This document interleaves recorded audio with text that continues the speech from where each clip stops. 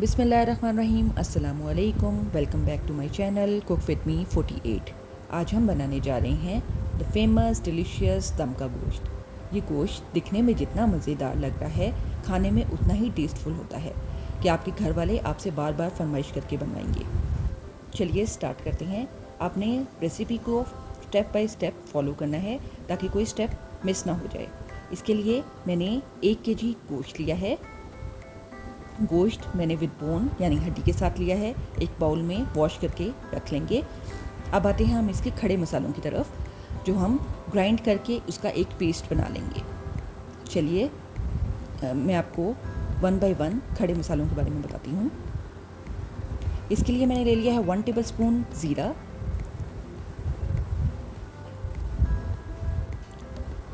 2 table spoon coconut powder, नारियल का powder, 1 table spoon सूखा धनिया,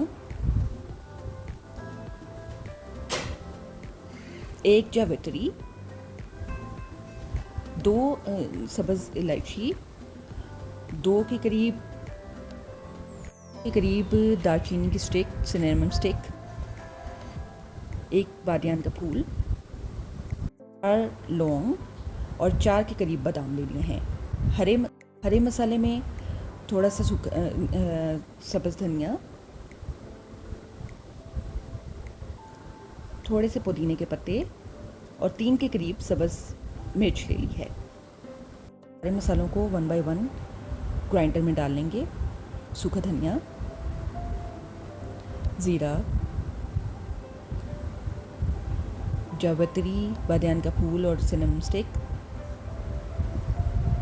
लौंग और बादाम और कोकोनट पाउडर, और साथ ही सब्ज़ मसाला, हरा मसाला सारा डाल देंगे और थोड़ा सा पानी ऐड कर देंगे ताकि इसकी अच्छी सी पेस्ट बन जाए।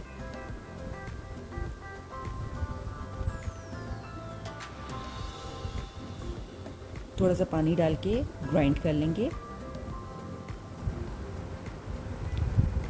ग्राइंड मैं इतना करूँगी ये दरदरा हो जाए, मुकम्मल तौर पर पेस्ट नहीं बनानी जो वाटरी हो, हमें थोड़ा सा दरदरा रखना है। मैंने इसे इस तरीके से किया है, आप पेस्ट भी बना सकते हैं।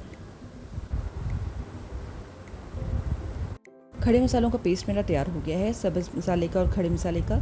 इसको एक बाउल में निकाल लेंगे। अब इसी बाउल में हम सारी मैरिनेशन करेंगे।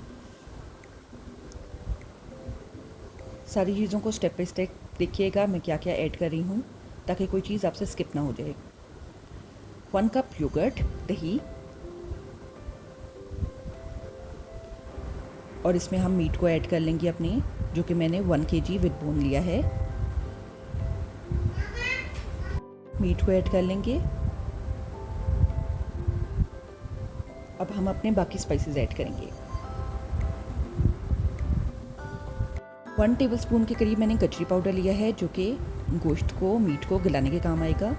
1 टेबलस्पून नमक, सॉल्ट, 1 टेबलस्पून ही सुरख मिर्च पाउडर,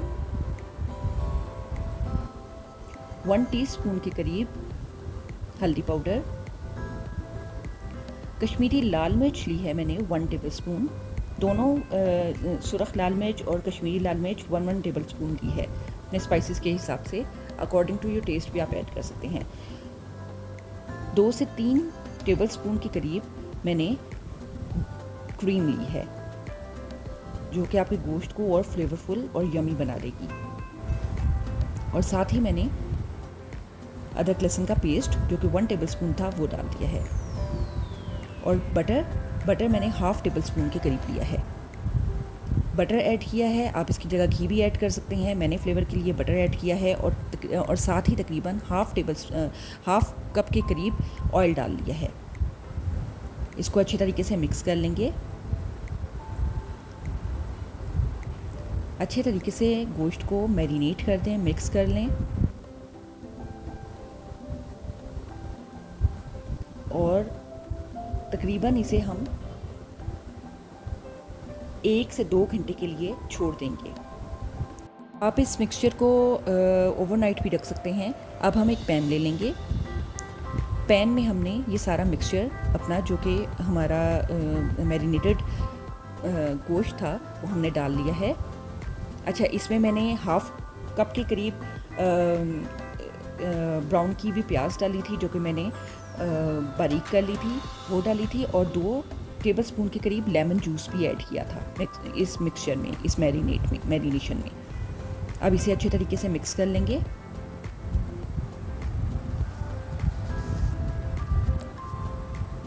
हमने इस पैन में लो फ्लेम पर बनाना है। आप इसे प्रेशर कुकर में भी बना सकते हैं, लेकिन चूँकि इस गोश्त का नाम दम का गोश्त है, इसलिए हम इसे लो फ्लेम पे ही बनाएंगे। लो फ्लेम पर ये तकरीबन 1 से 2 घंटे पकता रहेगा और बहुत अच्छे तरीके से नरम होकर जूसी बनेगा। इसको अच्छी तरीके से पैन में मिक्स कर लिया है और मैं तकरीबन इसको 5 मिनट्स के लिए हाई फ्लेम करूँगी अपना, ताकि ये थोड़ा सा इसमें उबाल सा आना शुरू हो जाए और जो ऊपर ऑयल है वो ऊपर आना शुरू हो जाए। मेरे चैनल को सब्सक्राइब कीजिए, शेयर कीजिए, ताकि मेरी नई आने वाली हर वीडियो आप तक बआसानी पहुंच सके। अच्छा, अब मैंने इसको 5 मिनट्स के लिए अपने फ्लेम को हाई कर दिया है। 5 मिनट्स के लिए हम फ्लेम को हाई रखेंगे। अब देखें, इसमें थोड़ा थोड़ा बॉयल आना शुरू हो गया है और ये जो ऑयल हमने इसमें मिक्सचर में डाला था, ये इसके ऊपर नज़र आना शुरू हो जाएगा आपको। अब हम इसको लिड को कवर कर देंगे। मैं इसे तकरीबन 10 मिनट के लिए कवर करूँगी और बीच में से इसे उठाकर इसमें थोड़ा सा वाटर ऐड करूँगी। वाटर जब मैं ऐड करूँगी मैं आपको बता दूँगी। तो अब हम इसे तकरीबन 5 मिनट्स हाई फ्लेम पर रखेंगे लिड के साथ। 5 मिनट्स बाद मैंने फ्लेम को लो कर दिया था और इसमें 2 कप पानी ऐड कर दिया था, 2 गिलास के करीब। अब मैंने इसे तकरीबन हाफ़ एन आवर बाद निकाल के देखा था।